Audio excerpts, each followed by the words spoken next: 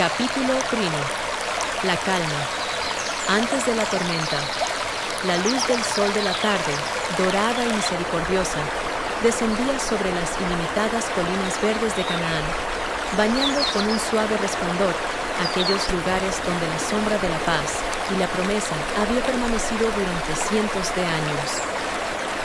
El aire estaba espeso con el aroma de tomillo y hierba seca, y sobre las tiendas de Jacob, dispersas en el valle, se alzaba un silencio idílico, interrumpido solo por las risas claras de los pastores que guiaban sus rebaños al descanso nocturno.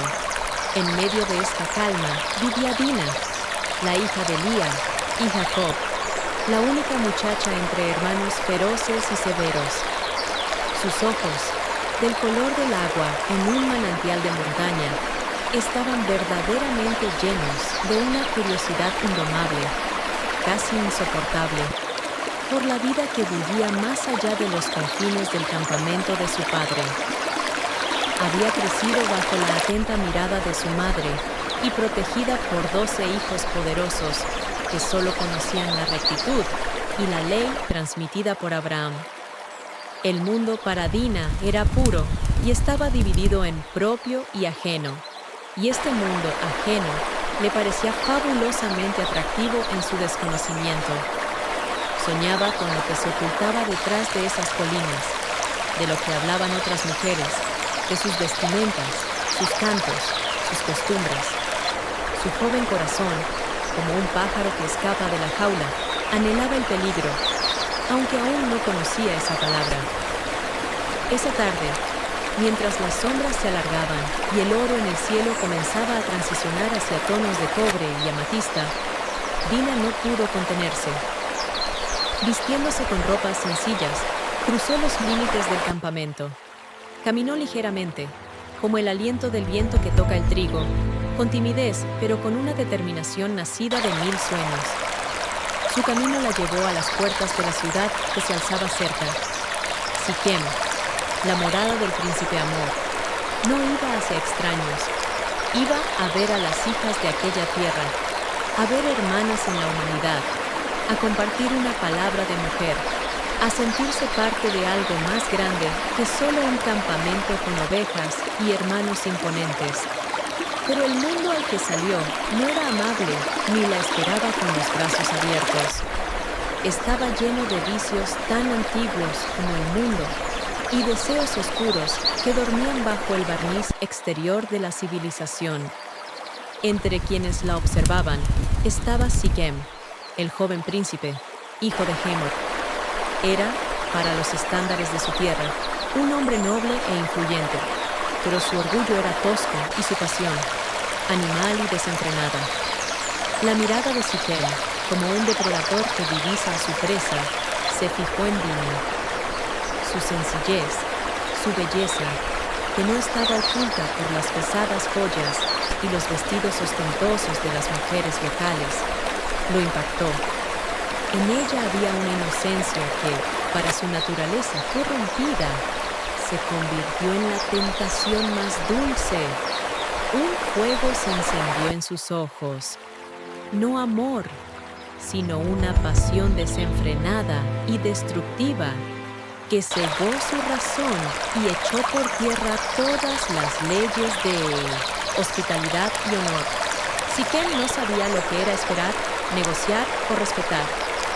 Solo veía su meta. Con él estaban sus sirvientes, devotos a su voluntad, sin preguntar por moral. La tomaron. ¿Quién escuchó su grito suave? Nadie. Fue absorbido por el ruido de la ciudad que se preparaba para la noche y la distancia hasta el campamento de Jacob. Siquem, el príncipe de la tierra, la tomó por la fuerza. No solo profanó su cuerpo, sino también el honor de toda la casa, rompiendo el hilo fino, como una telaraña, de la paz entre los nómadas y el pueblo asentado.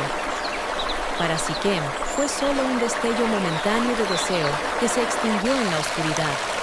Pero para Dina, para Jacob, para los 12 hijos, esto se convirtió en el principio del fin de su vida tranquila. Después de la afrenta, como a menudo sucede con los tiranos, Siquem sintió de repente otro sentimiento hacia Dina, una mezcla de culpa, atracción y posesión. Él se apegó a Dina, la hija de Jacob, amó a la joven y le habló al corazón de ella.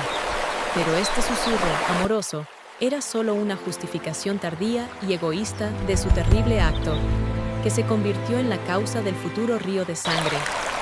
Dina, encerrada en su casa, permanecía silenciosa, como una estatua de piedra, con los ojos en los que la luz de la curiosidad se había extinguido, reemplazada solo por un vacío silencioso y helado. La primera, inadvertida sombra que cayó sobre todo el linaje de Jacob. Así terminó la calma de la tarde. La tormenta había comenzado. Capítulo 2. La ira de los hermanos.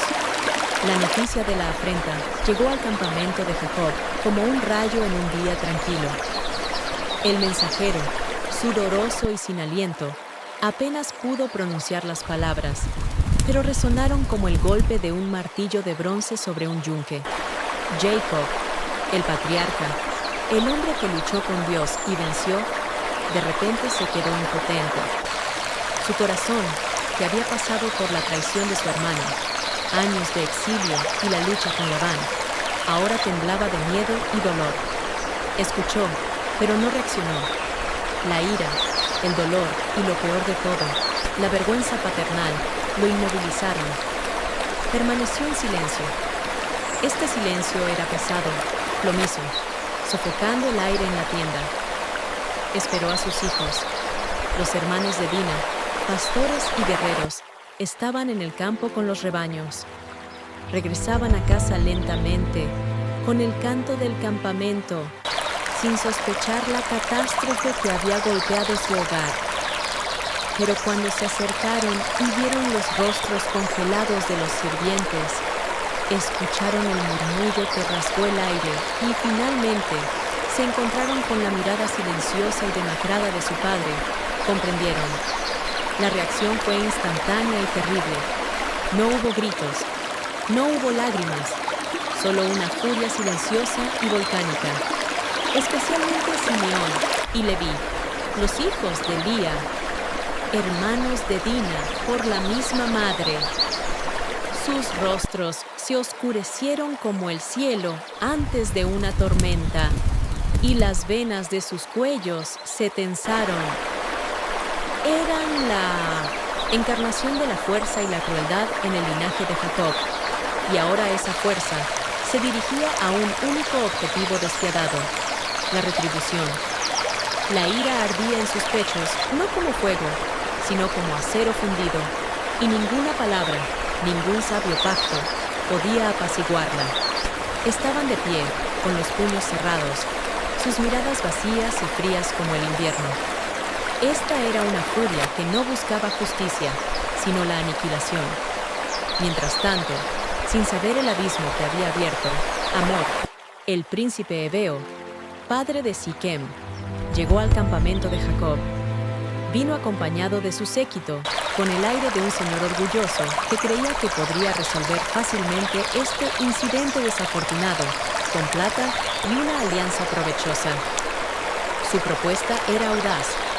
No solo quería tomar a Dina como esposa para Siquem, sino también unir las familias para que sus pueblos se convirtieran en uno. «Emparentad con nosotros», dijo Hamor, «dadnos vuestras hijas, y tomad vosotras las nuestras, y vivid con nosotros, y que esta tierra esté ante vosotros».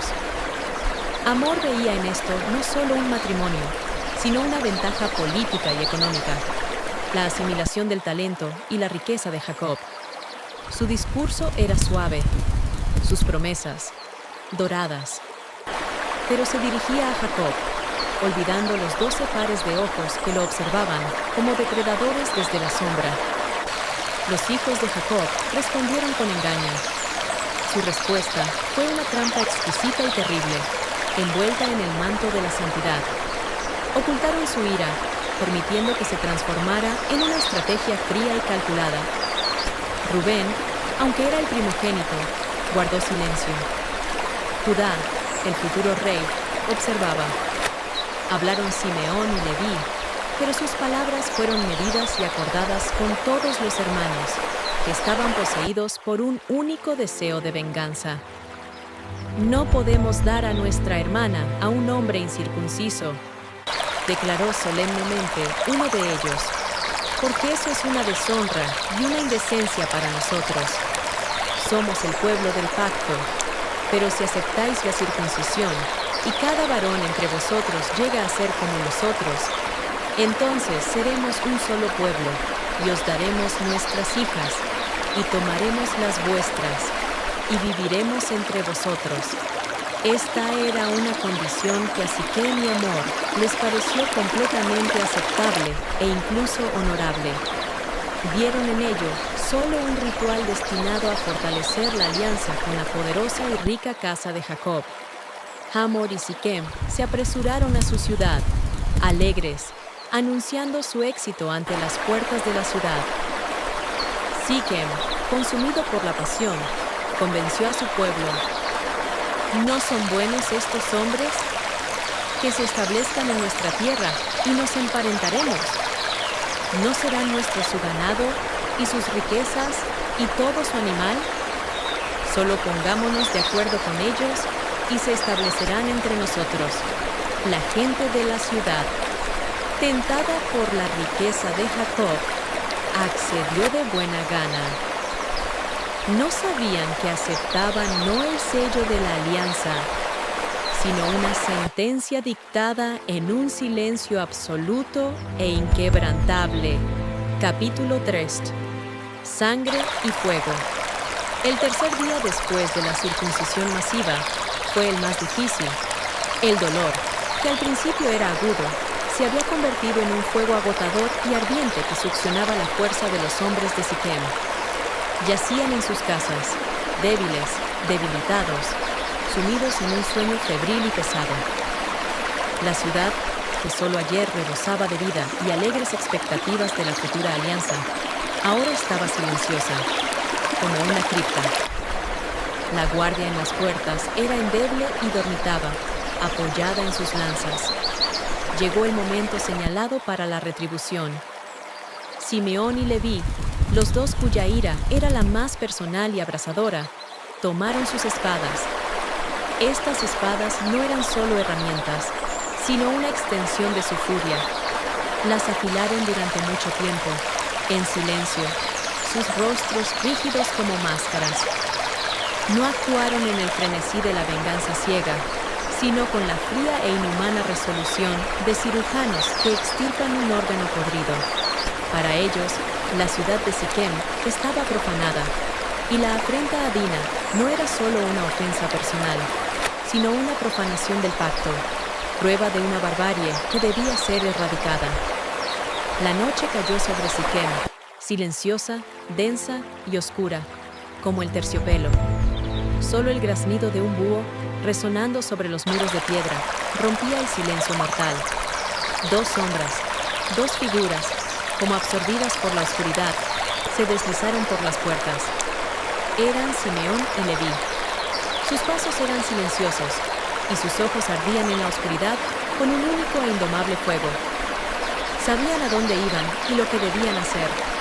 La primera víctima fue Hamor, el padre. Yacía en su casa, respirando pesadamente. El príncipe, que soñaba con el enriquecimiento y la grandeza, se convirtió en víctima de su propia codicia e ingenuidad. La espada de Simeón cortó su aliento sin previo aviso. Luego vino Siquem. Él, que tan apegado en el alma a Dina se había vuelto, encontró su sentencia allí mismo, en la casa que se había convertido en prisión para su cautiva. Leví, con el rostro distorsionado por la repulsión, lo golpeó. Este fue el momento culminante de la venganza. No solo el cumplimiento de una promesa, sino también la restauración, según creían, del orden mundial violado. Luego comenzó la matanza. Las espadas brillaron como relámpagos, iluminando las calles sucias de la ciudad. No hubo misericordia esa noche, y Simeón y Leví actuaron como ángeles vengadores. fueron de casa en casa, donde los hombres de Siquem yacían debilitados. El grito que escapaba de la garganta de la víctima fue rápidamente interrumpido. No fue una batalla, sino un exterminio. Un acto sangriento que manchó para siempre el honor de la casa de Jacob, aunque se llevó a cabo en nombre de ese honor. Cada hombre capaz de portar armas y de convertirse en un futuro enemigo cayó. Cuando el amanecer, rojo como la sangre, tocó el río de sangre en las calles, los otros hijos de Jacob, que habían esperado la señal, llegaron. No participaron en la matanza, pero sus manos estaban listas para otra cosa: el pillaje. Irrumpieron en la ciudad, devastándola. Sacaron a Dina de la casa de la deshonra, donde ella estaba sentada, silenciosa, envuelta en su dolor y vergüenza. Tomaron el botín, el ganado, los rebaños, los asnos, todo lo que había en la ciudad y en el campo. Tomaron propiedades, mujeres, niños, todo lo que había en Siquem. No fue solo un robo, sino una aniquilación completa y total. Siquem desapareció de la faz de la tierra, convertido en cenizas y en el recuerdo de una noche fatal en la que la promesa de paz se convirtió en espada. Capítulo 4. El temor paternal. Cuando Jacob escuchó el estruendo de las voces de sus hijos que regresaban de la ciudad, su aspecto triunfal pero espeluznante, y vio los rostros mutilados y llenos de horror de las mujeres y niños supervivientes, su corazón no fue agarrado solo por el miedo, sino por el horror metafísico. Sabía que sus hijos habían ejecutado la venganza, pero el precio de esa venganza resultó ser demasiado alto. Esto no era ley, esto era anarquía cometida en su casa, por su propia sangre. Salió de su tienda, con el rostro pálido y las manos temblando no por la vejez, sino por una ira que no podía compararse con la furia de sus hijos, porque su ira era la ira de la moralidad. Los miró, a esos 12 rostros donde se mezclaban el cansancio, la crueldad y la sensación del deber cumplido, y su voz resonó como una piedra agrietada. «¡Me habéis traído problemas!», gritó, sus palabras resonando en el aire de la mañana. «Me habéis abominado, me habéis hecho apestar entre los habitantes de esta tierra. Los cananeos y los fereceos se unirán, vendrán a vengar la sangre, y nosotros somos pocos. Somos solo un puñado, me atacarán, y pereceré, yo y mi casa». Su miedo no era solo el miedo a la muerte, sino el miedo a perder la promesa de Dios. Jacob, que se había esforzado toda su vida por adherirse al honor, ahora veía a sus propios hijos convertir su campamento en una guarida de ladrones. Él era un profeta y un patriarca. Sin embargo, sus herederos se comportaron como nómadas salvajes que no conocían otra ley que la ley de la venganza. Este miedo paternal estaba impregnado de amargura. Temía no por sí mismo, sino porque su pecado, su indecisión, su silencio en el primer momento, había causado esta maldición universal. Pero Simeón y Leví se pararon ante él, como 2 rocas inquebrantables. No había ni una gota de arrepentimiento en sus ojos, solo una frialdad y dureza intransigentes. Eran guerreros que actuaban según su propio código, y ese código ponía el honor de su hermana por encima de la vida y por encima de la seguridad de todo el linaje. Leví, limpiando la sangre de su espada, respondió: «¿Acaso se debe tratar a nuestra hermana, la hija de Jacob, como a una prostituta? ¿No somos nosotros sus guardianes? ¿No somos nosotros sus hermanos? Siquem profanó nuestro linaje y hemos lavado esa mancha con sangre, como corresponde a los hijos de Abraham, que no toleran la deshonra entre ellos». Sus palabras eran como piedras que no se pueden sujetar con la mano, duras, despiadadas. Esta no fue solo una respuesta, sino un desafío a la autoridad de su padre. En sus ojos ardía un fuego que ellos consideraban el fuego de la justicia, pero en los ojos de Jacob era la sombra del futuro, porque conocía la ley eterna e inmutable. La sangre engendra sangre. Se sentía solo, separado de sus hijos por un abismo de incomprensión. Vieron una victoria instantánea. Él vio una inevitable catástrofe a largo plazo. Su verdad era simple, como el filo de una espada. Su verdad era compleja, como el pacto con Dios. Capítulo 5. Las consecuencias de la ira. Un silencio largo, insoportablemente largo, reinó en el corazón y la tienda de Jacob después de esa noche. Era un silencio que venía no con calma, sino con el peso pesado y opresivo del pecado invisible. No había alegría en el campamento, que ahora estaba lleno de botín, los gritos de niños extraños y la tensión silenciosa entre padre e hijos. Incluso el cielo parecía más bajo y gris. Jacob se sentía aislado de la fuente, del Dios que siempre le hablaba en el camino. Una nube negra parecía cernirse sobre su tienda. Era la nube de la profanación. Jacob entendió que sus hijos, aunque actuando por un sentido de honor y retribución por su hermano, habían profanado esta nueva tierra con una matanza despiadada. Violaron la ley no escrita de los nómadas, no usar la fe para un asesinato a traición. Miró a sus hijos, poderosos, pero manchados, y vio en ellos no herederos de la rectitud, sino los brotes de la contienda y la crueldad. Lo que más le preocupaba era el silencio de Dina, que había regresado, pero estaba distante. Su joven alma estaba rota, y su presencia en el campamento era un reproche constante y mudo. Sus dudas eran pesadas, como piedras de montaña. ¿Estaba él maldecido ahora? ¿Se alejaría de él el Dios de la promesa? Fue entonces, en las profundidades de su desesperación y soledad, que ocurrió un milagro. Dios, que había parecido silencioso, de repente le habló a Jacob en una visión, no con ira, sino con una orden que contenía perdón y salvación. «Levántate, sube a Bet-el», resonó la voz, penetrando hasta su alma, «y habita allí, y haz allí un altar al Dios que se te apareció cuando huías de tu hermano Esaú. Regresa a la fuente de tu pacto». Esta orden no fue para Jacob solo una dirección para el viaje, sino también una dirección para la purificación interna. Bet-el, casa de Dios, era el lugar de su primer pacto con el Señor, un lugar de pureza. Para regresar allí, era necesario limpiarse de todo lo que la sangre de Siquem había traído consigo.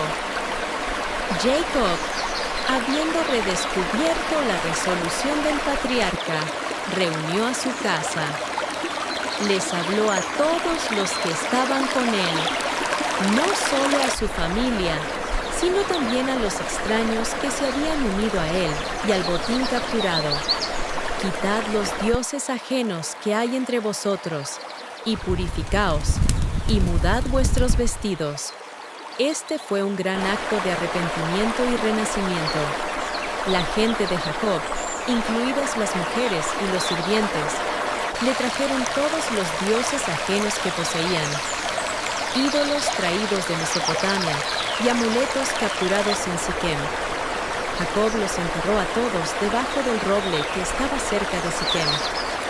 Esto no fue solo una purificación física, sino una demarcación espiritual.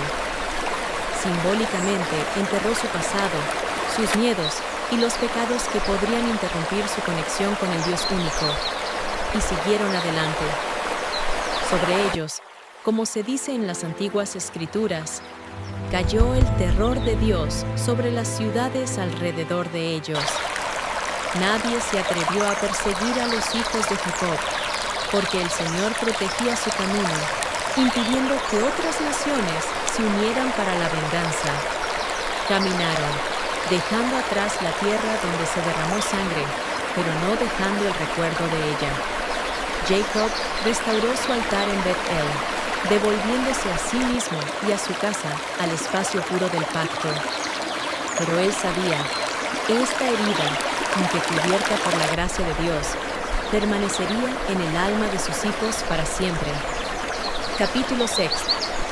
El precio de la ira y la memoria de las generaciones. Los años pasaron como sombras sobre la tierra. Las heridas en el cuerpo de Dina quizás se curaron, pero la herida en el corazón de Jacob nunca se cerró. Se convirtió en Israel, el padre de 12 poderosas tribus, pero el recuerdo de Siquem, como óxido frío, corroía su alma. No olvidó cómo brillaron los ojos de sus hijos esa noche, los ojos de Simeón y Leví, llenos de ira y retribución. Esos ojos eran para él un espejo en el que no veía héroes, sino dos bestias desenfrenadas e incontroladas que destruyeron la paz por el bien del honor. Jacob se dio cuenta de que su espada era un instrumento de justicia cruel, pero también se convirtió en un signo de maldición. Fue una demostración de una furia incontrolable e hipertrofiada, capaz de traer desgracia a todo el linaje. Vio cómo esta furia, este don y maldición, se transmitía como una herencia peligrosa que podía dividir a su familia.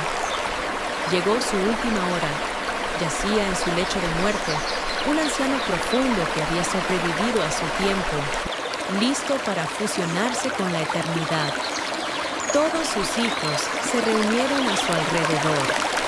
Ahora jefes de grandes familias que se habían convertido en las tribus de la futura nación. Jacob, reuniendo sus últimas fuerzas, los bendijo, profetizando su destino. Cuando llegó el turno de Simeón y Leví, el aire en la tienda se volvió pesado, como el plomo. La voz del viejo patriarca, que hasta entonces había estado llena de gracia y esperanza, de repente se volvió severa y firme, como tallada en piedra. Sus palabras no fueron una maldición que destruye, sino una profecía que limita. Simeón y Leví son hermanos, sus planes son crueles. En su consejo secreto no entres, alma mía, y a su asamblea no te unas, gloria mía. Porque en su ira mataron a un hombre, y en su obstinación desjarretaron toros. Maldita sea su ira, porque fue feroz, y su furia, porque fue cruel. Yo los dividiré en Jacob, y los dispersaré en Israel. Este fue su veredicto final. No maldijo a los hijos, sino a su ira y su furia. Jacob les negó una herencia monolítica y la integridad de la tierra.